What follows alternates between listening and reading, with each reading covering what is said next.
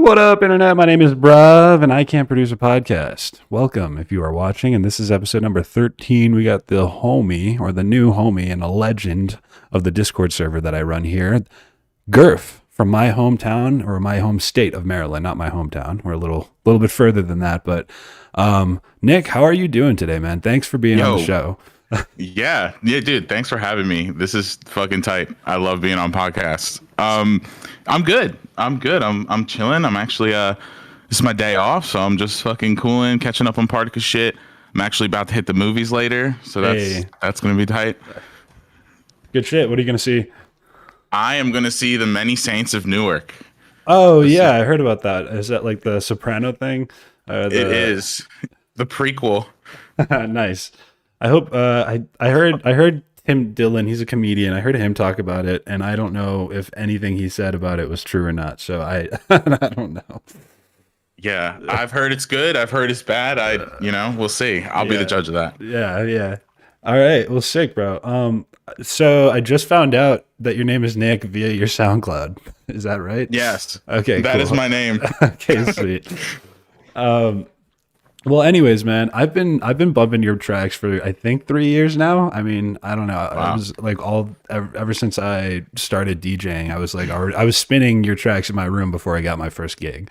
So like that's what this interview really means to me. It's super awesome to talk to you firsthand.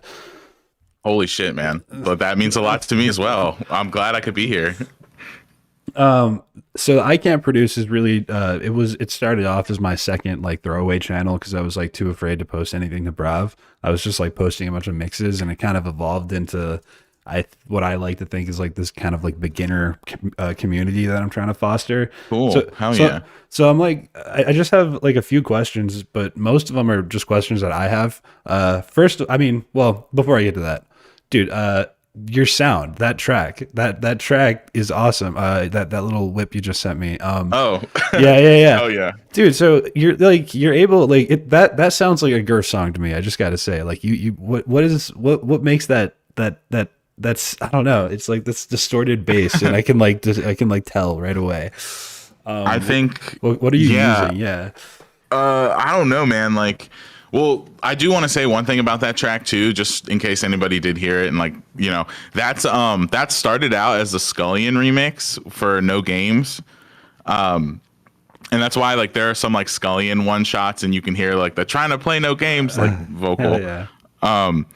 So I mean, yeah, so I guess that's part of it, right? Is that I love using like Particle sourced sounds and a lot of sounds that like my homies kind of trade with each other. So there is that like sort of like just familiar like bass sound design that I kind of use in a lot of tracks just because like I don't know, I just really appreciate the homie shit. But there's that, and then also just the bounce. I just focus heavy on the bounce really. Like I've never been a sound design nerd. I really don't pride myself on my skills in sound design really. But I love to just take sounds and try to arrange them in a way that gets people dancing and gets me dancing. And like for me, it's that like, you know, that lean where like the leads are just like a little bit behind the drums and like everything is like it's fit specifically together in like time just to get. Did you know what I'm trying to say? Like it's the rhythms that I like nerd out over. And I feel you. Yeah. Yeah. And I also just soft clip the shit out of everything. I just used Free Clip, you know, Free Clip by Ven Audio. I actually don't.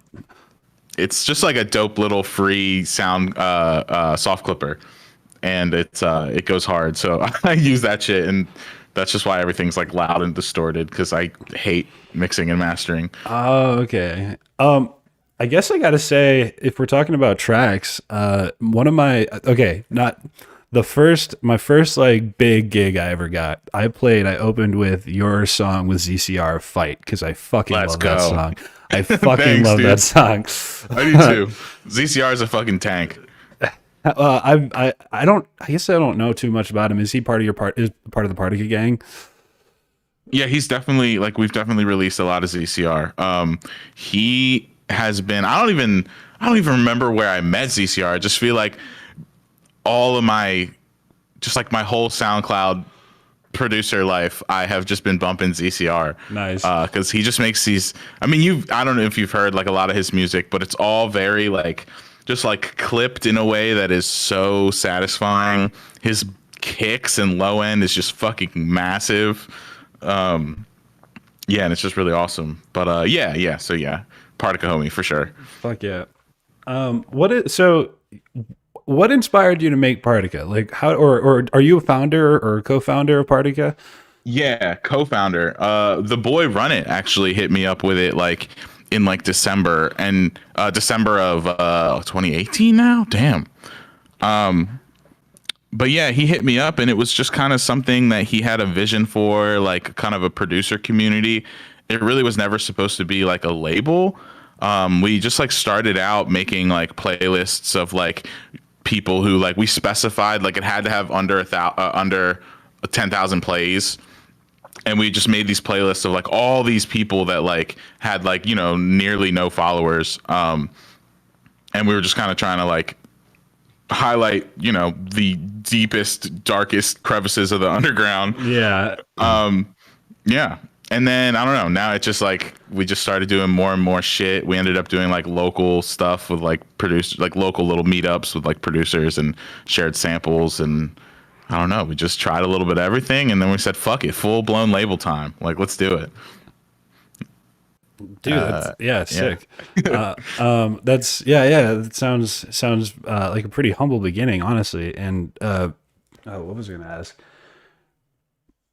Oh yeah, I guess when did you like start producing then? And how annoying is it having your one of your really good friends also be named Nick? Yeah, dude, well, I'm used to it, bro. With a name like Nick, I just grew up with every like dead ass, like, yeah, there was always another Nick in class. Like, it's just the way it goes when you have this kind of name. Yeah, I started producing in like high school, and now I am like a few years out of college. So, I mean, it's been roughly a decade, but I don't like to tell people I've been producing for 10 years because I don't feel like that's fully accurate. Like there was times in college where I took like entire years off, you know? just like life shit happening or just like not feeling creative or like whatever it is. But yeah, I mean, I've been fucking around with FL for 10 years for sure. Like I started like my sophomore year of high school and Oh, I'm cool. 25 now. So, Oh, true. Oh, so you're an FL. Are you an FL producer? oh, FL. Yes, sir. I mean, Hey. in recent years, I've come to like use Ableton and I like for my work, I have to use Ableton. So it's like, I love Ableton too. Don't get me wrong. I love posting about Doll War shit. I think it's hilarious when FL Studio people shit on Ableton and vice versa. But like they're both amazing. So yeah. But FL gang for sure. Fuck yeah, dude. Well, okay, cool. Now I can add you to the list of like experimental bass producers that produces in FL. What do you have to use Ableton for though, if you don't mind me asking? Well, I work at a music school Oh, very and cool. I like yeah, I like am a manager there and I teach like lessons and shit too. So our music production students like they learn at Ableton. Unless they come in using some other shit, but like that's actually never happened. It's always been Ableton that they use. So Well, if yeah. you're in Laurel, bro, I mean, can you shout out the school? I mean, like I said, we're or not. Probably not, Oh, okay. actually. All good. All But good. you know, I'm friends with a lot of my coworkers. My Yeah, boss is yeah. cool as hell. So it's like, if y'all are listening to this, like, you know, you're real. You Hey, guys know you're dope. for sure, for sure. No, it's very cool that that you're like, well, how does it feel to like teach and have music be like your full-time job, even though it's like a really big hobby and passion for you? Because that's something I had to struggle with when I like really started taking shit Yeah. seriously. It's like, it's great. Like, don't get me wrong. Like, I Yeah. can wake up and feel like somewhat interested in like what I'm going to do at work. It's fulfilling too. So it's like, you know, even if it's like dumb shit, like keep teaching kids like piano or something, not like Ableton shit. Even if it's that, it's like, it's still fulfilling. You get to teach little people things about music. You share the gift of music. Like that's dope. But yeah, also it's just like, yeah, I wake up and I get to go to a job that has something to do with what I love. Like Yeah. some people have to be fucking accountants and shit. Like I don't know. Like Yeah. there's people like no hate to my accountants. Shout out my accountant fam. I just yeah, it's a blessing to be able to do something that you love. For I sure. completely agree. I mean, this podcast is an example of me going to work. But I so do you play piano? Do you play as my friends like to say real instruments? Right. Yeah, I'm a drummer. Like that's my primary instrument and I know enough to teach like children on like the other instruments, but like yeah, I'm a drummer like full. Oh, so, That's what got me started in music and making beats in general, really. And that's why I'm so like rhythmic as opposed to I like was just gonna say that. Yeah, yeah, and yeah, while you're so focusing on the bounce more, I can see that now. right. What kind of stuff did you like to drum or like when you were starting out? I mean, I'll play like I'll play anything now just because like it's fun, you know, and I'll throw my own twist on any genre. But honestly, like I really love like swing drumming and like jazz and big band and stuff. That was like my biggest. Like I just fucking love that shit, man. Yeah. Yeah, I was in jazz band all throughout like high school and What'd you play? guitar. Man, I'm a guitar Hell guy. yeah. Then we got a jam for sure. Yeah, that'd be sick, dude. Um I would love nothing more. I grew up. What is it? I was in jazz band, but I mostly played like rock, like classic rock is everything. Like I was trying to Hell yeah. learn anything from Pink Floyd to Guns N' Roses. Let's go. Yeah, but but it's cool. Like I had Ableton my sophomore year of high school, but like I tried to make one thing on it, and it just like I think I got 3 layers down, and I didn't touch it again until college. So I haven't really been producing for like yeah no I know what you mean by taking breaks. Like Yeah. yeah I think when you ask most producers that, like, a common theme you get is some people say they like, you know, I've been producing for like X amount of years, but I've been taking it seriously for like Y amount of years. yeah That oh everybody yeah has this initial fuck around phase. That's yeah, totally. I remember. I remember my fuck around phase was I literally just recreated like a Zomboid track in Ableton, and I don't know how. If I wish I could see that project file, but it's long gone. Dude, right. Well, that's not even like, and that's funny that you call that fuck around shit, because that's actually like super productive of you to like rebuild a track of and you know, one of your idols, and kind of dissect the sounds and like really like I mean, that's like fucking literally. I was talking to Reddit the other day, and like that's what he said, because I was talking about beat block and shit. And like we do that. I mean, he does that a lot, where he'll just like build another track that he likes just for the practice of it. It's like a Yeah, real, yeah, it's a feel, good thing to do. I feel Sorry, like go on. no. It's kind of like parallel to like learning a song on guitar or on the drums. It's just I don't know, on a different medium, and that's what I've come to realize.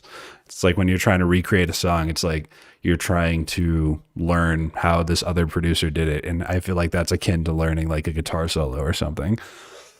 Yeah, absolutely. It's like that you're just, you know, you're listening to something and recreating it and thinking about like what it's actually comprised of, and like that's just how you you do that more and more, and you're able to create your own shit better, because you it's studying really. Yeah, it's fun studying. It's studying. It's trickery. That's what it is. It's trickery. So yeah, when did I guess before I ask about like career stuff, I kind of wanted to like, do you have any standout music inspirations or idols or mentors that like kind of maybe helped you define your sound or decide that you really wanted to Yeah. pursue music? Um Honestly, like as far as the latter half of that question, like like people that made me want to decide to pursue music, I kind of just like have always been interested in it in like whatever facet was available to me. Like even like before production, you know, I was like a school band nerd, and like I had a fucking I and I was like so stoked about like how many songs I could put on my iPod and shit. You know what I mean? Like I've always just like wanted to do it. Like so there was nobody that would like got me into that. Nice. But as far as like sound goes, like and just like you know the type of music I love now, like definitely Carmack, definitely Troy Boy, definitely like Sam G. Um, I'm just gonna start rattling off random names Yeah. now, but like Samson, like it's like soup. You know, if you know Samson, Samson's like a fucking beast melodic producer, and not even just melodic. I mean, he has like crazy like trap shit too. Um, like fucking mentor wise, like definitely Run It for sure. Like shout out Run It. Like just he's shared so many resources with me, and like you know would like offer to collab with me like before I even knew like fucking anything. Um, so it's just like I've learned a lot from just like watching him work. Fuck, who else? I mean, and, you know, the like Hudson Any Mohawk and the fucking Lunas and all the trap OGs. fuck yeah. Any non EDM genres, however. That's not what I was asking. I'm asking that now. I got you. Yeah. um, non EDM. Well, definitely like a lot of like rap music and the hip hop and shit that was just like popular during my like time in high school and shit. Like I was a huge like acid rap guy at that time. Yeah. Wait, the album or the genre? No, like the album Chance. Oh, dude, I was when that came out. I'm not. I don't know. I love. I'm really picky about my rap, I guess you could say, and I love that album. I know it back and forth. Like, it's a piece of genius in my Yeah. mind. Like that type of shit was what got me trying to like create beats. Like I really liked the production and shit, and just like the style of songwriting too. And like I don't know, that definitely inspired me back in the day to start. But now it's definitely like you just like jazz musicians and like um fucking like math rock bands. Like R.I.P. but I love Chan. Like Oh, R.I.P. um Chan. well, R.I.P. the original Chan. I'm pretty sure they're still Uh, doing stuff. damn. Like Yeah. Snarky Puppy and like random like other just like yeah, just so random, so many random things. I don't have a very cohesive taste. Yeah. Well, I don't either, actually. That's kind of why I asked. Some people, I mean, everyone's different. Some people are like all over the place, kind of like I am, and others are like very uh, strict, I guess you could say, on like what they listen to. Yeah. Uh, I'm easily pleased. Like I yeah. just, if I like it, I like it. I'm not very picky. I don't like elitists and shit. Mm. Like when it comes to music, I'm nothing I'm needs to be perfect or even good for you to enjoy it. I'm picky about like soul and passion. Like I really don't mind if it That's like fair. is bad, I guess you could say, as long as I can feel something, you know? Yeah, there you go. That's what I'm picky about. Like I sometimes it bleeds into like, probably the more creative side of things where it's not too deserved. But that's, that's what you get for being cynical. Sure, yeah. Um, so I guess what was like the first show you ever played and or like the first like show you ever went to? I feel like those are two pretty big milestones in like a Ooh, DJ's career. yeah. I wish I could remember the first like EDM show I've gone to. I want to say it was like Flux Pavilion in like 2014, I think, at Echo Stage. Oh, cool. Yeah, Echo Stage. Oh, Echo Stage. Yeah, I think that was probably like the first like, you know, electronic show. Yeah, did you go First to show I any ever other shows like not EDM shows have I before gone? then? Yeah, like I used to go to like, rock concerts and shit. Like Yeah. I used to go to a lot of like pop punk concerts in high school and like um like Warp Tour was my first ever like concert experience. Yeah. And that shit I was in like 7th grade and no. I was in like ninth grade and that shit just blew my mind. Like holy fuck. So fun. Dude, I never had the pleasure of going to Warp Tour, but I went to a lot of rock concerts when I was in high school too. Hell yeah. Yeah. And then first show I played was like Loud Pack in like 2018 or something at like Soundcheck DC, if you've ever been there. Hell yeah, I've been there quite a few times. Hell yeah. Whenever I visit, my friends and I just like to go there to party. Yeah, So that's cool that you played there. I wouldn't. I guess I definitely didn't see you there. When did you? That was your first show at Soundcheck. no, I shouldn't have. That was my first like big like opening show. I mean, I played a lot of shows in Towson when I was in college because there was like a local club there um that I used to do shows for and like fuck, what else? Did a lot of bars and stuff in college, like Yeah. when it came to DJing. Um, so I don't remember my first like ever performance as a DJ. That was that was a long time ago. True that. Well, what kind of? I guess what kind of DJ are you? Like, did you start DJing in your room, or did you get thrown into DJing when you like wanted gigs? No, I definitely like took, once I got a controller, like when I got into college, I realized I wanted to DJ because I just wanted more of like, I don't know, I wanted like a nightlife activity. I know it sounds silly. I wanted like a party thing to do with like friends and like roll up with my controller to house parties and like just like play music for the homies. Like that was just something that was always fun to me. And I was making beats, so I was like, okay, eventually when I want to perform as like an artist, like they DJ, so I figure I should like learn how.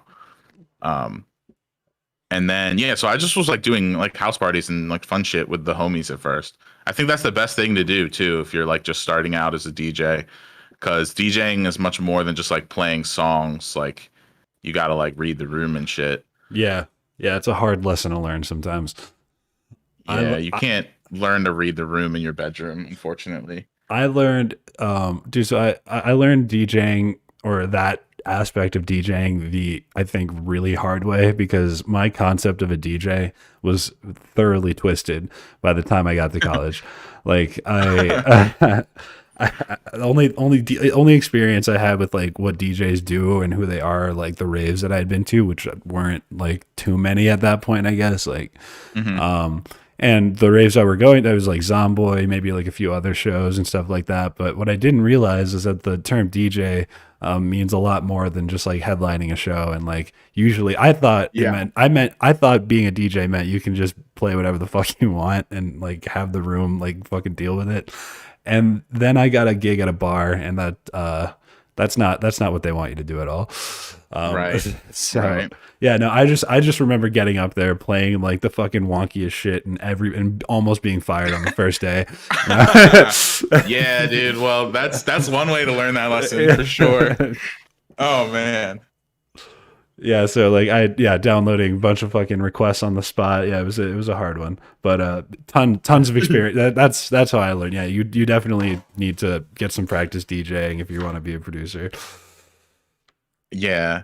I mean, and it's different too. Like it's just so weird. Like there's the word DJ in our like realm of things, or at least to fans like in electronic music, like a lot of people just don't understand like where the art of DJing came from and shit. So there's no one, like, to me there's no wonder why there's such a discourse between like producers and DJs and like who should be playing shows and shit like that, like because people just use the word DJ when they really mean like electronic artist, Right. and it causes a lot of like conflict and confusion between like producers that care too much, to be honest. But like, yeah, so I don't know. But yeah, that's what real DJing is, man. Playing what the people want to hear. Yeah, and yeah, and convincing the people. What is it? My friend put it really well. You play what they don't know they want to hear.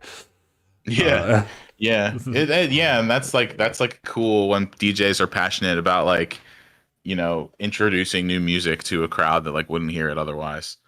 right. I'm very passionate about that. The biggest middle ground I found at my bar gigs was like, I swear to God, your music was a big part of it because it's so bouncy. I'm not even joking. I had a ton of your music, and so what I would do is I would get like probably one of like some Partica beat, and it could very likely have been a GURF beat, and I'd start putting like all these like Lil Wayne and I don't know Juice World songs over it, and it was just Yes. like I could have the wonks as long as people could sing along to it. They were fine. Yeah. And dance and bounce around. So it was really cool. It was like, I mean, most people didn't notice, but then there were also, I remember some like seeing some faces being like, this isn't the original. Like what's that weird sound in the background before to the window? Right. To the Womp. Yeah, dude, I feel that. I'm glad you, first off, that means a lot. Thank you. But also like I definitely hear you, because like in Towson there was like a couple different places I would play at, and one of them was like more like a club environment. It had like a full sound system and like lights, and it was like a club environment, and it kind of just like called for more electronic music. And a lot of the electronic music that people in the college town want to hear is like, like big room house and stuff.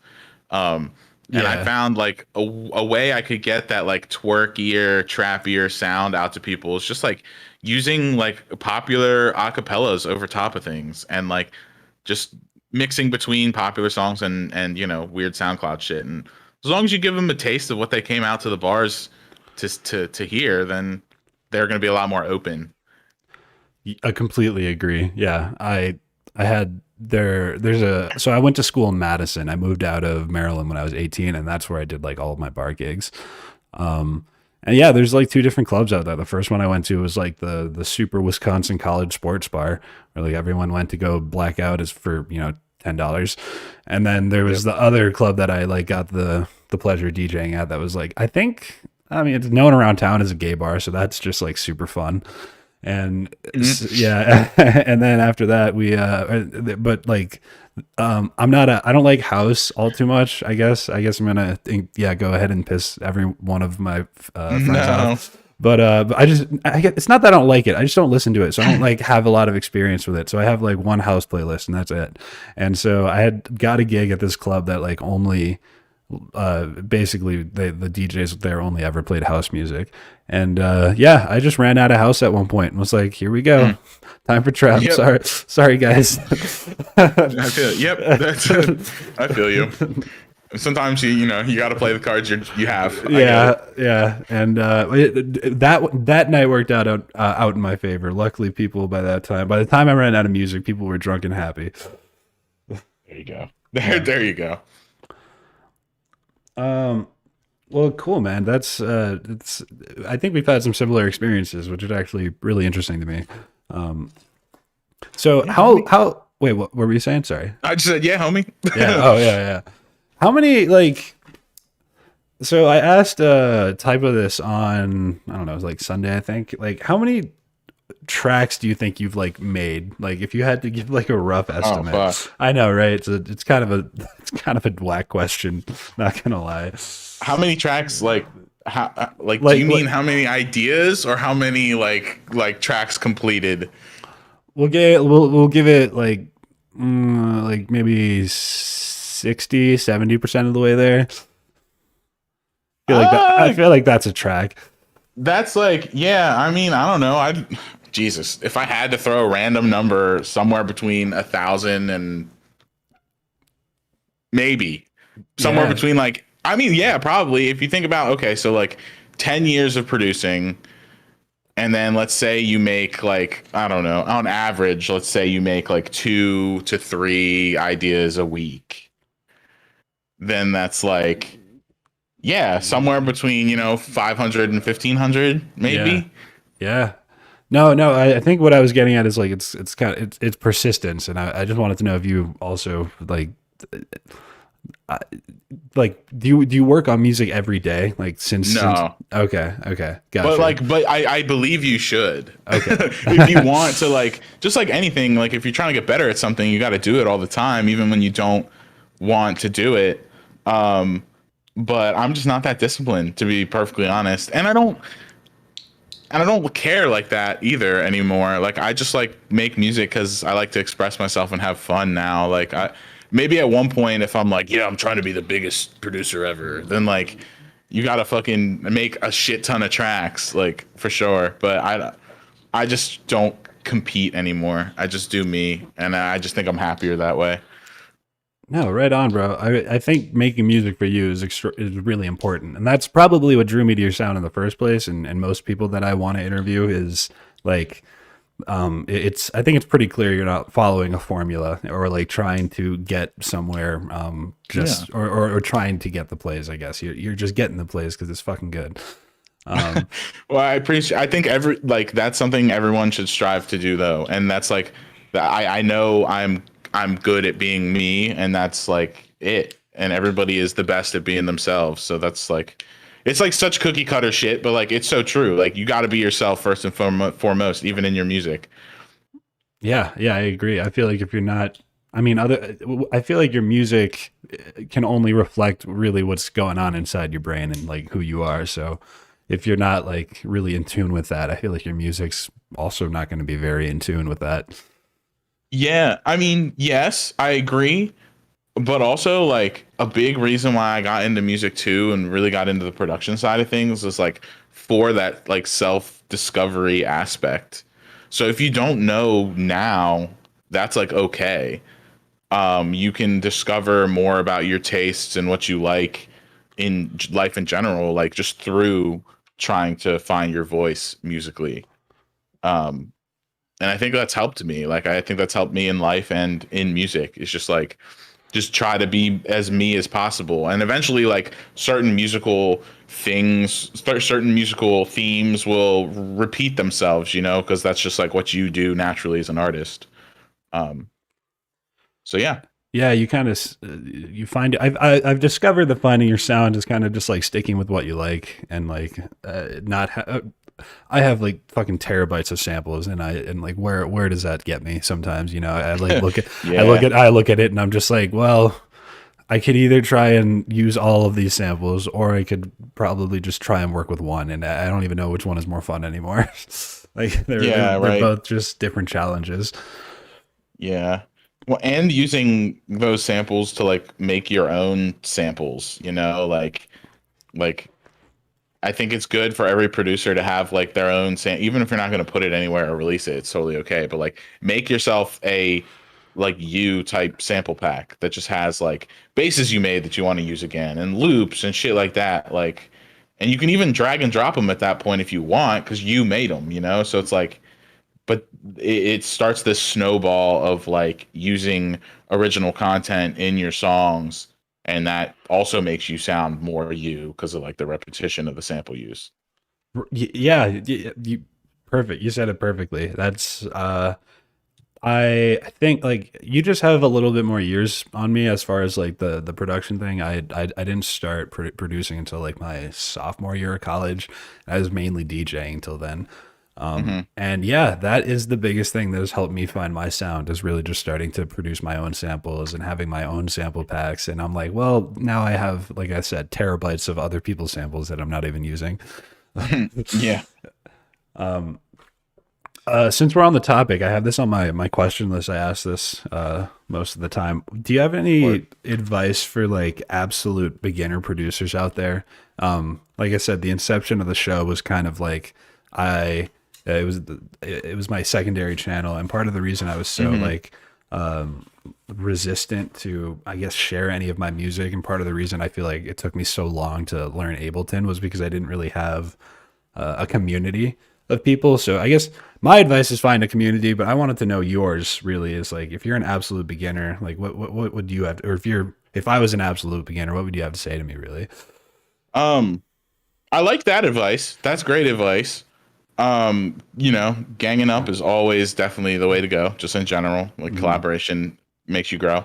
Um, I'm a big fan of the whole like look up how to make I don't know, how to make a future bass track in Ableton YouTube video. And then you'll find the ones that are like several hours long and it's somebody just like putting together a beat layer by layer.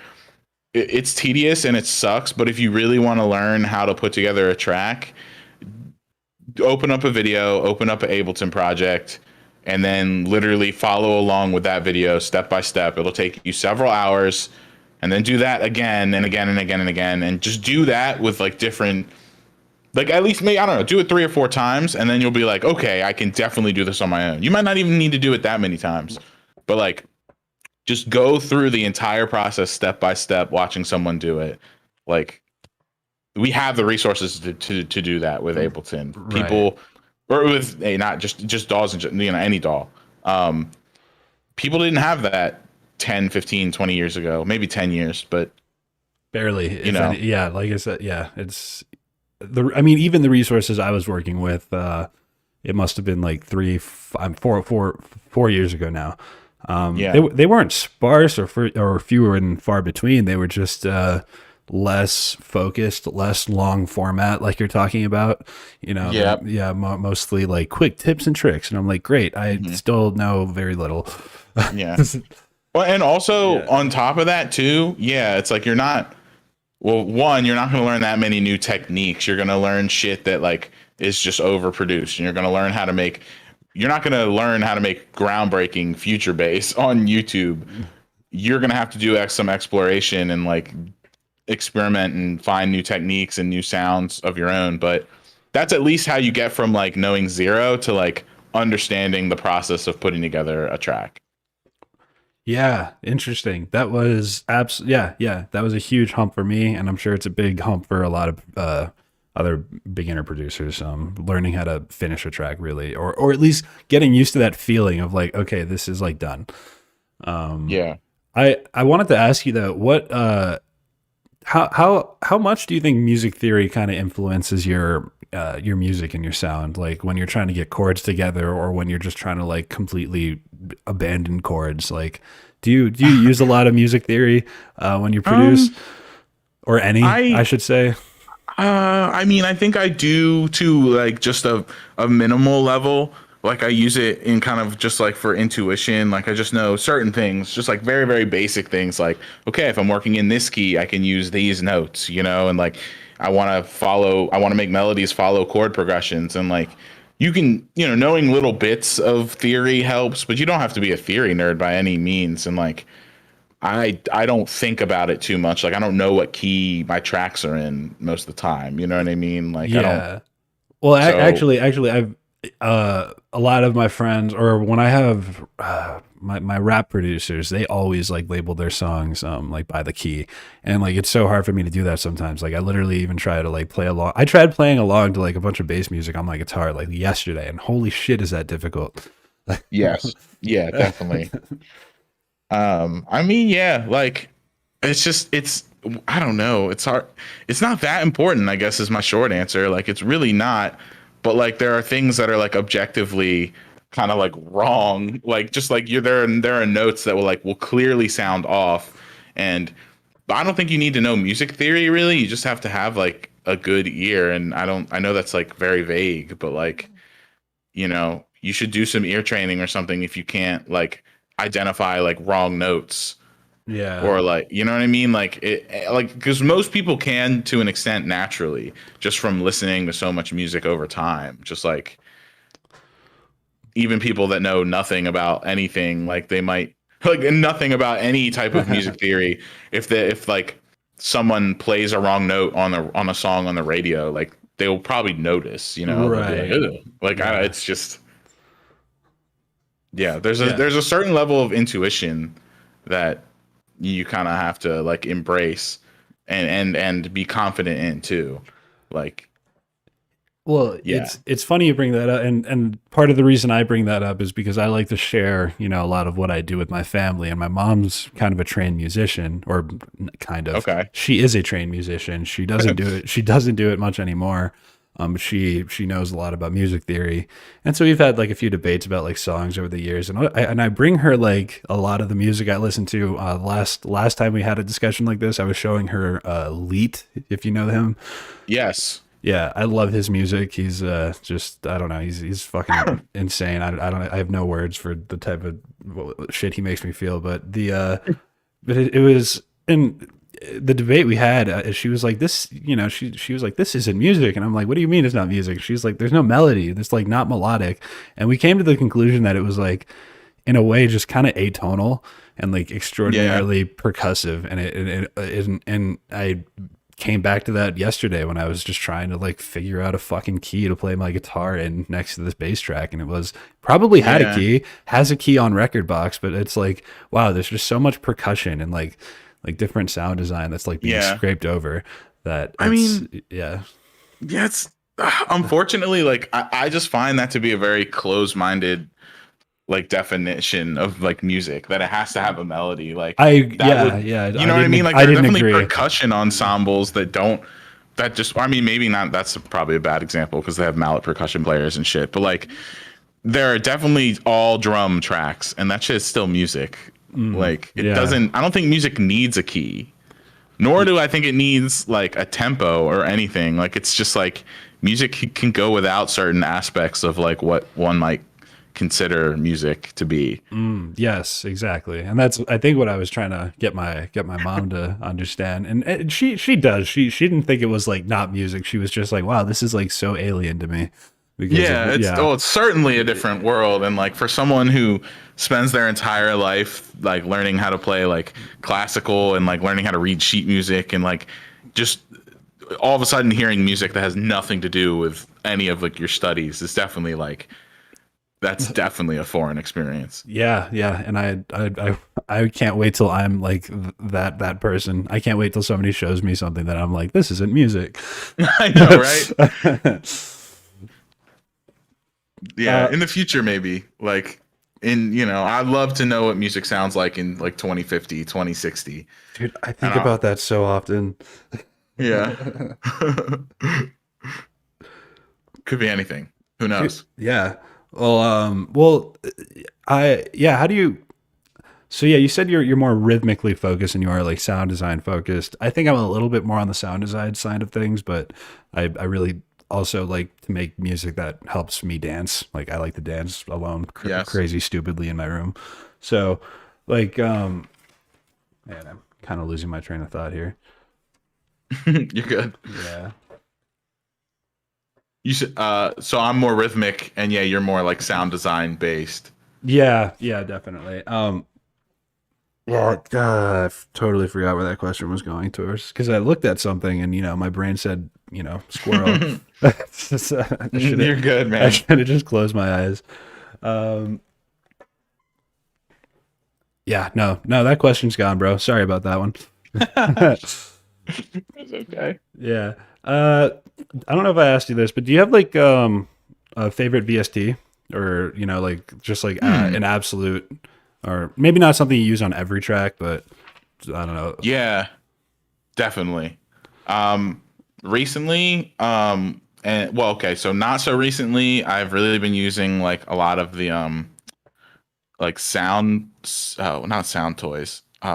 Sonic Charge plugins. So like Bitspeak is huge. I fucking love Bitspeak. I basically use it on like every lead, like to the point where it's like somewhat repetitious. Repetitive? Yes, repetitive.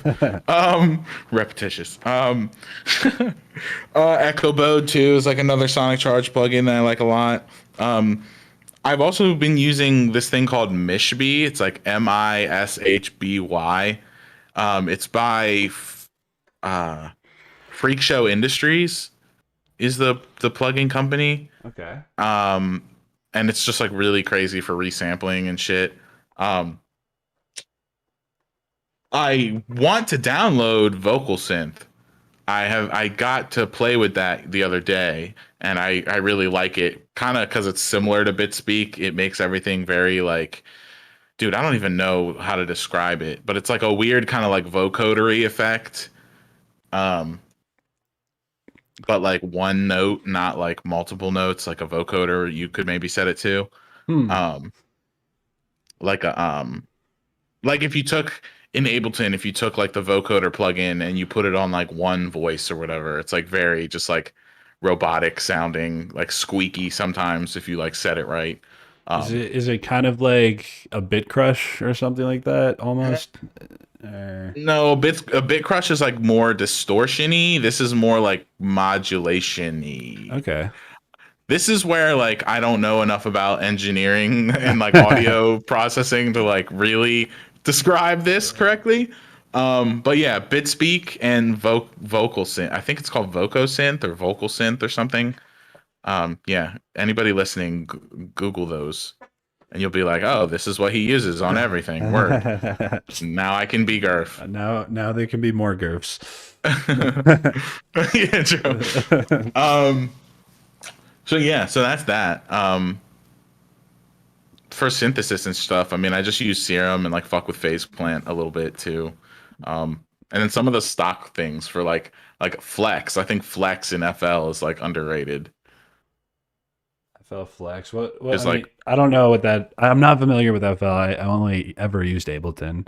I got you. It's like Yeah. it's just like one of their stock like synth plugins, and it has like a bunch of different things. Anything from like plucks to like fake ass sounding horns to like Oh, I got you. analog sounding shit. It's just like a multi-purpose synth. Yeah.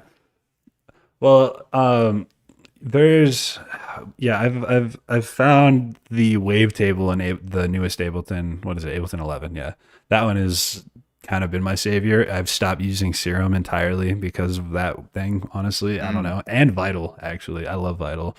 Bro, I'm pissed, man.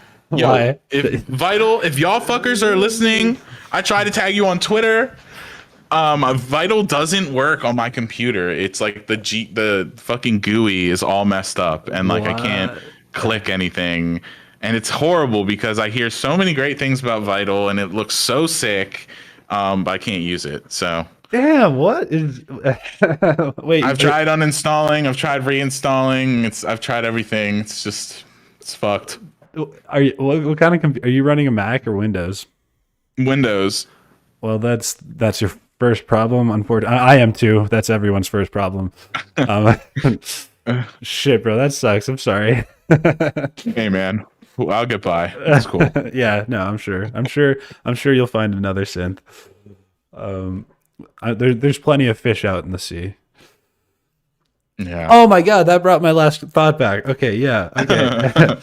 Okay, The what I fish. was, yeah, the fish. I was literally gonna say that like sound design to me is like an ocean, and it might as well to be like completely infinite. So we were talking about music in 20 and 30 years, and I was just my imagination was going crazy because I was like, yeah, I think there are just like undiscovered sounds that are like just going to completely be or just going to keep getting unearthed as time goes on. At least Oh yes. that's what EDM and that's what this whole experimental scene has like really made me realize or kind of got me in the mindset of thinking, which is yeah, just like it's kind of like digging for. I wouldn't say fossils. It's just like new. I don't know. It's like new shit. It's just computer discovering like computer music and what you can do. It's almost it's infinite. Yeah. Oh yes. That's what's exciting about it. Absolutely. So yeah, that's why I'm excited about music in 20, 30 years. Like it's you know what? I saw a YouTube video on this recently. Do you think music, like pop music, is kind of stagnated? I don't personally. I don't really subscribe to the belief that like pop is kind of shitty. I mean, there's always gonna be shitty songs in every genre, and like there are definitely periods of time in pop music where I've been less excited overall. But like, I think now's a good one, man. Honestly, like there are songs on the radio that fucking slap, bro. Like, an artist that put out dope ass shit all the time, like just like random people. I'm just like, I don't know, fucking Dua Lipa. I'm a huge Dua Lipa fanboy. Like, Bruno, like you can't sit there and I don't think anyone can say Bruno Mars is like bad. Like, you know what I Right. mean? Like, Yeah. he's like one of the biggest names on the radio now. Like, and he makes good shit. And like, fucking, you got geniuses like Pharrell working on every fucking song. And like, yeah, I don't know, man. I don't really believe that. I think you can make a counter argument that like every genre is stagnant in some type of way. Like listen to like rhythm or like a lot of like trap that's coming out or just like lots of shit. It's like future bass, you know, everything gets overproduced at one point and becomes stagnant. Right, right. That's a good point. That's a very good point. I was thinking like I'm not sure if Queen was considered rock, you know, when it was on the radio. Maybe not the best example I'm thinking of is Bohemian Rhapsody.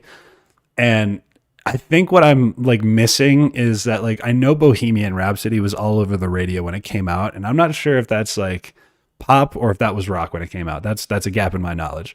And the thing that I think I'm missing in pop music and why I don't generally like it, I love Pharrell. I have a very big appreciation for Bruno Mars. I don't know Dua Lipa.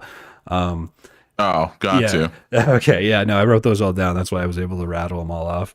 They it's like the Bruno Mars and Pharrell probably don't fall into this category, but like a lot of times, I just feel like I wish the radio had a little bit more, you know, like experimental beats on it, and that's what I meant by stagnant. Sure. I felt like I just think that pop music took I don't know if I'd say it took risks back in the day. I don't think that's true at all. Yeah, yeah. You wish they would do more experimenting and more what's the word? I mean, it's definitely formulaic, you know, like, but that's why pop is like a weird genre to begin with, because it's like almost not a genre, because like really there any genre can become like can be pop, you know. It's like if that song, let's just say like random as fuck, but let's just say like YBN by Yogis like blew up and was on the radio tomorrow, like in a few months you'd hear a lot of Yogis type beats and that would become a poppy sound. You know what I mean? Yeah. Yeah. Very good point. Pop has always just like had to do with what's popular. Like that's why it's cool, because like genre wise, if you look at pop from different decades, the genres massively change. And like mumble rap, for instance, is like that's what they call it, but like really that's just like some OG like trap shit, and a lot of times, you know, like Future and shit like that. And like that it's just rap music. Like that's not pop at all, but like it becomes a poppy sound because it blows up. Oh, no, I feel you 100%. And I don't think I've thought about it that way. I thought about it in the context of history, but when you say mumble rap is just rap, I totally think about it as pop. Yeah, sure. And like the Chainsmokers, that's just electronic music. but it has like a poppy sound, and it's even been like, if you think about like when Closer came out a few years ago versus like all like lots of different instrumental breaks in electron or in pop music like after that, like it's really, and I'm not saying Chainsmokers like set that off by any means. I'm just saying that like there are definitely things that electronic artists like the Chainsmokers do that like have made their way into pop music, like, and now that's just the poppy sound. And I don't think Chainsmokers at the time was like, yo, let's make some pop music. Like, Yeah. I mean, what do you think pop stands for? You know what I mean? Like, it's Yeah. popular. Like, it's, yeah. So do you think it's kind of like almost like a, probably maybe curse is the wrong word, but like if you become pop, like you get, I guess you get put into this, you get put into this genre that's not really a genre. Pop isn't really a genre. I kind of like that quote. Yeah, but you don't like have to either. Like, Yeah. I think of artists that like blow up and like kind of have kept a consistent sound. Like look at like Lil Nas X. You know what I mean? Like, yes, he blew up on like a country record, like a country trap. It was a hybrid. meme. It was a joke. He blew up on a joke. But he did something that like people don't hear too, and he did it really well and was able to like embrace country music culture, which I can't believe I just said that phrase. But like, and then anyway, you know, obviously his new shit's not like, doesn't have country vibes at all. But I do think like between like, you know, if you look at Panini and then like the singles off of his new album, it's like he just like, I don't know, it just sounds like Lil Nas X to me. Gotcha. And like, I don't know. Yeah, it's just, I think it happens. I think good pop artists or good, like cool artists that stick to like what they're trying to do, they don't really let the pop thing affect them. But some do.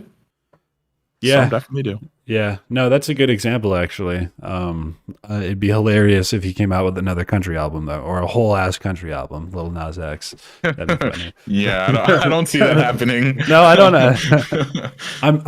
I'm describing a perfect world. We don't live in there. I'm looking at your track list I'm actually just looking at the songs that I have liked by you, and there's like a lot here. I want to, it made me think, do you personally think that your music has gone through phases? Like as far as your particular sound has gone, like are there songs that are out that you hate or really love? Yeah. Well, there's definitely songs that I don't like as much as others. 100%. I think the phases of my production is like more of a personal thing. Like I can picture it in terms of like what I'm enjoying to produce and like what I might produce that like doesn't really see the light of day. I'm not sure how apparent that is to people that like aren't me though. So I don't know. Okay. Let me ask you that. What do you think? Do you hear like phases as with all my releases over the years? You know, I'm gonna say, because I'm looking at it all right now, and I'm gonna say I can't hear it. I hear GURF, and I love it. Yeah, but there are definitely like, if you were really to nerd out on it, you'd be like, oh, he started using this sound a lot in this month, and now he's been using it a lot since. And like, there's definitely shit that I've done like technique wise that obviously like you just learn and then start to use a lot, and you drop off other techniques, and I don't know. Cool. But yeah. I don't know how much time you have, but I have one. I have one question about the industry. I got some time. How long have we been going for? Like an hour? Yeah, I got some time. About an hour. Yeah. Yeah, because you said I think you wanted to keep it down to like 70 to 75 minutes or something. It's all good. I just wanted to ask you, like, what do you think like the music industry is kind of like headed towards? Because, or from your experience, like I'm looking at, like I said, all the songs that I have liked from you, and like they're on so many different labels, and like just on other artists' page, like you've got like Mhm. collabs with Run It, you've got a collab with something, you've got a Fucks. I mean, that doesn't count. Sus Collective, you've got a release, Subterranean, Myopic Sounds, like. Yeah. It's like before, in the good old days of music where I wasn't even born, you would go to a record label and they were huge, and then you were there and on their record label. And now it's like people are just sending tracks to like a bajillion different record labels that are all like a fraction of the size that they were 20 years ago. And Hmm. it's like it's just an odd thing to me, so like, what do you decide to put on a record label versus like what you put on your own page? Because I love whatever I love everything you post, and it's just kind of like I said, they're on so many different pages. Collabs are a little different. I totally get that, but like, Yeah, sure. yeah, Which I do a lot of, or at least I have a lot of collabs. I love collabing. I don't know. I've yeah, always loved that. I don't know. I don't have a thought process really. It's just kind of like it just depends. Usually, if there's any thought process, it's more of like to which labels specific songs might go. But I don't have like a oh, I don't want to post this on my page for this reason. I'd rather have this be a label release. Like I just kind of like do what flows really. I've never had a strategy there. okay, interesting. So Um, mhm. no. So, but do you think that getting it out? Well, not. This is probably goes without saying. Like getting on a label or just anything that has more followers probably gets more ears on your track. So if you're like posting to a label with like 10K versus, I mean, you're almost at 7,000. I guess maybe that's why I'm asking as far as follower goes. Like, Yeah. Ah. because I think 7,000 SoundCloud followers, like and nowadays, like that's impressive. Like it's super, like I don't know, it's there's so many rappers or not rappers, there's so many like more SoundCloud accounts and like more people using it. I'd argue, I think. Yeah, definitely. And I definitely did all that growth like in the on the downside of SoundCloud's organic reach. You know what I mean? Like Yeah. so there's that too. It's a lot harder to like build up now because of just like it's not as potent and reposts kind of ruin the platform and like yeah, so there's that. I think like if I was to tell like a new producer, I would just say like just put shit on your own page and work on promoting it. Like you don't really need labels. And if you notice, a lot of my labels aren't necessarily like big labels, they're just like people in the community that I know will like give love to the release. You're right. They are definitely small labels, and I love all of them. Like I have songs by all of them. Yeah, I think that's where you find like a lot of real like true dedicated listeners is through the small labels. Like I don't necessarily believe that like just because the label has like a big reach, they'll be able to like do something nice for you as a artist, like I don't think it means that much. I hate to say that. Like if they're not just because they have that many followers, like doesn't mean they're gonna put the love into your release and send it out to everyone that needs to be sent out to, and like really they might just blast it to a bunch of people that like don't give a shit about your sound. It depends on the label though. I just try not to work with labels like that. Right.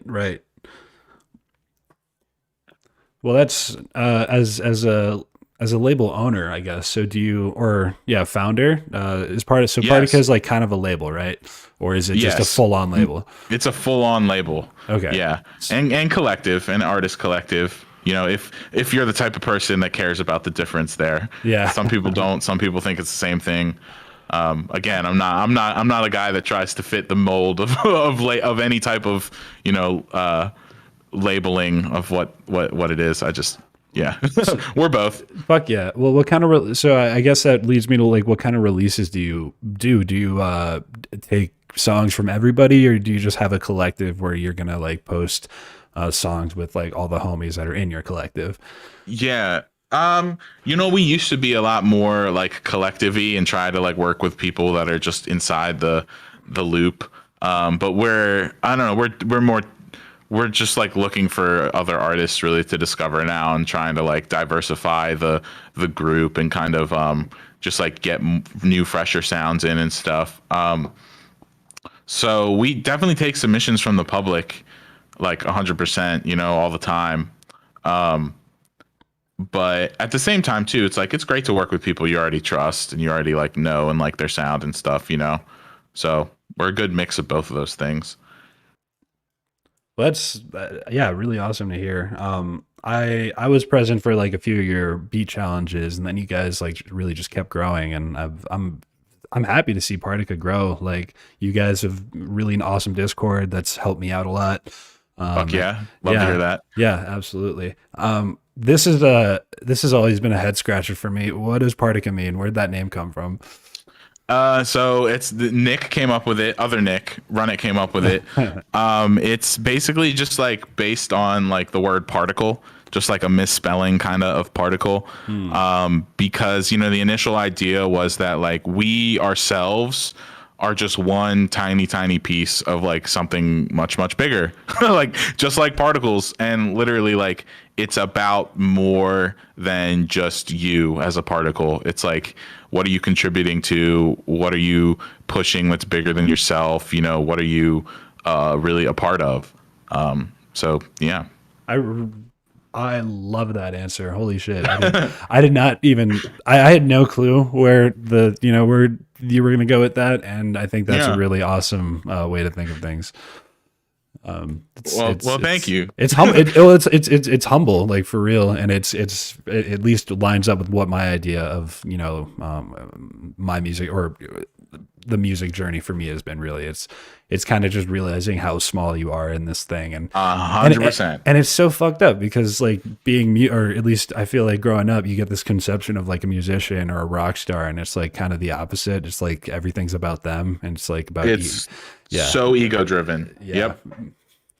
So I think, yeah, I love that. I think it's very humble for the music community, especially, DJs. It's like you are the center of attention for an hour, but at the end of the day, it's like you are just making music for you, I'd hope. You know? Yeah. Like it's just on the DJ perspective. Like, yeah, you're up there and yes, you might have some people's attention, but like you are just a tiny piece of everybody else's experience in that room. And it's like you have a choice. You can either like be me and just like play what you want only, or you can, contribute to everybody else's experience in a positive manner and kind of play to the crowd and be part of their experience, not be the center of attention. It's like, yeah. In general, removing ego from basically about everything in your life is going to help, I think. Agreed there. Gotta meditate on your ego sometimes. Hopefully a lot of the times, in my experience. I think wow. No, that I'm super caught off guard and just like in a really good way with now that I know what Partica means. That's awesome. Yeah, we definitely should like make it a point to explain that to more people though, because we haven't, and it is really cool, and people do like always love that answer. So I'm glad. I guess I don't want to wrap up. I'm in no rush. I have this note here. Yeah, I'm chilling. Yeah. I just want to whoever's listening to this, do you have any upcoming sets or EPs? I know you said that gigs were a little sparse. Yeah. And honestly, I just want your honest answer because, I mean, if you're not, that's totally fine. Totally. Yeah. Yeah. No, I'm in a weird spot right now, producing and shit. Like I'm working slower than I ever have. My job has been exhausting too, and like I have really just like in general, I try to prioritize Partica over my own music project. That's not like that wasn't the goal when we started out, but it's just something I genuinely care more about. Like. Just because for me, like I said, it's about expression. I don't give a fuck. Like I'm just making beats no matter what. Nobody can take that away from me. Yeah. But I'm dealing with other people's music and that's their baby. So like, I don't know. I want to do my homies right. And so I care a lot about Partica at the moment. Yeah. So yeah, we're working on a lot on that front of things. But I got tunes like I said, like I got that ID earlier, just like little shit that I'm working on. Like, but nothing set in stone. I really want to get like the visual aspect of my brand set before I start releasing music again, and you know, I want to get like really want to maximize my rollouts when I get on this like tear of releasing new music. So I'm just taking my time with it, really. Yeah, yeah, that's great. I honestly good because I mean, I don't want you to burn out, and I really love what you're doing with Partica, man. So are you? I didn't know. Are you like mastering other people's tracks? What's your role in Partica? Do you master? I brought this up because, like I said, like that, I think Yen has you credited for a master on one Yeah. of his tracks, and I don't know how that came about. I'm just curious about your career. Yeah, I mean that like you know before I got full time, Mhm. I was doing a lot of freelance like teaching lessons, mixing, mastering, shit like that. Um, I so that was like during that period. I really don't do that stuff anymore per se. Okay. My role in Partica specifically is like, you know, I manage a lot of like the community aspect of things and have been running our socials for like a long time. And we actually just hired, well, hired is in quotes because, you know, we're we don't make any money. So it's a labor of love. Yeah. But I have more hands helping me now, which is really, really dope. You know, shout out to Tate and Germ and everybody that's been helping me create content and shit. But yeah, so that's what I do, kind of like the so. And then Nick kind of oversees more of like he's like the art director and like really has taken a lead role in like the label operations, like and kind of like what songs we're putting out and shit. But we all really just like help each other out with all of it. You know, it's more fluid than that. But those are the technical role, you know, responsibility assignments. So, I think there are going to be a lot more people like you and me to come with this whole Discord community and record labels and these new age smaller versions of what kind of used to just be like the big leagues. Um, like, what was I going to say? What do you think like? I don't know. I feel like if everyone ends up making like their own label, like no, like they just what is it? Like if everyone's super, no one is. Yeah, Yeah, dude. yeah, Yeah. I mean, yeah. I like it's weird because part of me like loves to see new labels spring up and shit. Mhm. Like part of me thinks it's really dope, and then there's like the competitive side of me that's like, okay, well, now we have more competition as a label. Right. Um, so I think if I had any advice, if I had a message to send, I would just tell people, look, don't go starting a label unless you're going to really put love into people's tracks and really foster a community. If you're just in this for you to grow as an artist and to get resources from people, that's cool as well, but just do a collective type of thing. Don't start signing people's tracks and taking their revenue, Plays and you yeah, know? yeah. Because that's what I don't like. And like I see labels spring up out of nowhere, and then they start taking releases from people, and it's like they were just unprepared to do so. But like at the same time, like I can't shit on anybody really, because like that's what Particle was at first. You know, that's how labels start. So I don't know, just it's like it's like buying a dog. Like you better love it until it dies. You know, Yeah, like. yeah. Yeah, definitely. That's a wow. No, good answer. Really, I fucking I only want fucking record label. I think it's great. I think it's kind of forcing record labels to kind of take that direction that you were just talking about. Because if you don't, there's going to be so many other options like Partica. Yeah, Yeah, hey, I mean, yeah, for sure. And then also, like, yeah, it's just, you know, you should never do anything just because everyone's doing it, you know, and that you think it's cool. It's like, I don't know. That's just, we as a label have always like we take pride in doing things that no other label does. I think it's a better business move. You have less competition. You're providing something that's unique. It's like, just do that. Don't do things everyone else does, especially people that do it like really good. Like I don't like to enter the spaces of people that do things well. I'd rather just support them and like and do that well, and then figure out what we can do better than anyone else, you know? Right. That's yes, absolutely, 100%. You're speaking to my heart. Um, but I guess, yeah, totally on that topic. I've seen your Discord server grow like dramatically because I remember when you guys first launched it, and Yeah. you guys were having your beat challenges. I was there, and I stopped for my doing the beat challenges for my own reasons. But by the time I saw you start getting like 60 submissions in one stream, and like It was OD. y'all just sweating like just, It's fucked, bro. It was yeah. fucked. So like what has been like, or yeah, how big, I guess, do you want your Discord server and your community to be? How big can it get? That's one of the things that I wonder about with my community is, I'm out here with a podcast and YouTube channel. If I did blow up, I don't even know if this community would be what I want anymore, Yeah, yeah. Yeah. Well, you gotta, part of it you gotta just embrace. When it comes time to bringing on new people into your organization, you have to like really sometimes compromise with your own views and your own like just the way your vision for how things should be done. You gotta trust people to kind of contribute. And if what they contribute doesn't work out, then you're the leader, so you can always fix things, But yeah, I mean, for me, like I would love Particle as a server to go massive. I will say, just like realistically, it's still a server that's based on what we're doing as a label.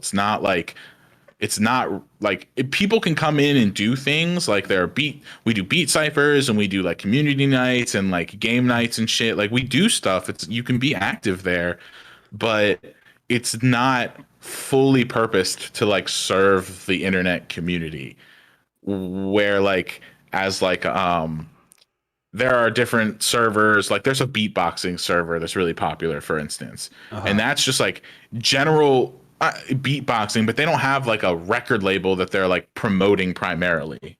It's just like first and foremost it's a community for people to like meet each other. So Okay. I don't know if that's the right answer or No, I think it proper is, answer. especially for But the Discord community. I mean, it's a community, and if you can, if you can manage the community, I guess, like as long as you're able to like literally monitor all of the spam, I guess, that you would get from blowing up, I think you keep your goals and you keep your eye on the ball. And yeah, I guess you're right. There's a lot of trust that is implied with keeping your eye on a ball with a record label that probably doesn't make too much money. yeah. Yeah. Yeah. I mean, but yeah, we've seen the community grow, and it's definitely been dope. Like, been meeting a lot of people through it, and people like learning about the label through it. And we're like a public server, so we are on like the discovery page. Like, if you type in trap when you look at like different servers to join, like we're kind of higher up there. Okay. And it's like cool. I mean, I don't know. It's like good. And I think it's, that's why like I've made a extra point to like do things specifically for the Discord community, like game nights and just like server events. Because we do want people to like have something that they can like tune into or be a part of, upon discovering us via Discord. Right. So yeah, it's just, you got to make it a fun place to be at the end of the day.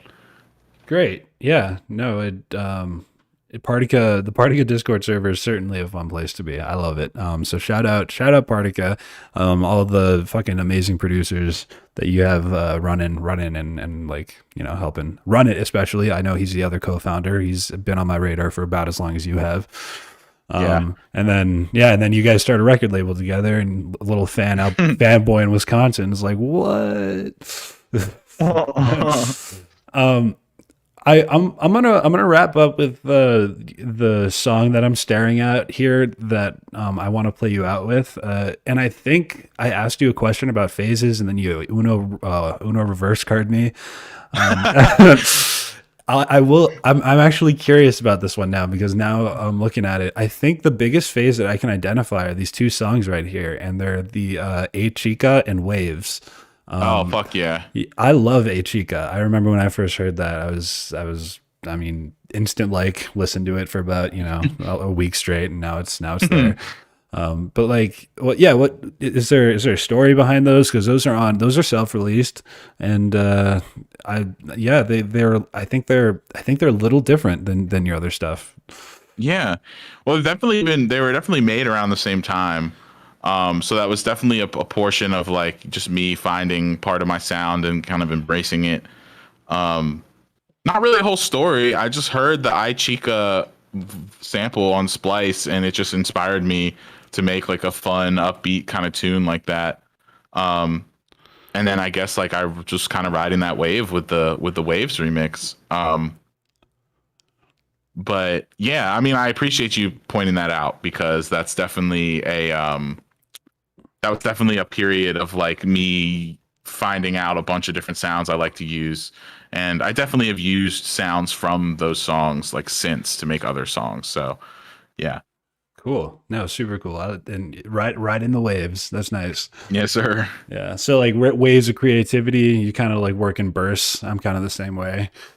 Yeah, Yeah. that's definitely a real thing. Waves of like inspiration and productivity and recently it's been at a lull, unfortunately. I'm still pushing through, making what I can when I can. Yeah. But also New World came out like last week, so I'm just playing a lot of games. Yeah.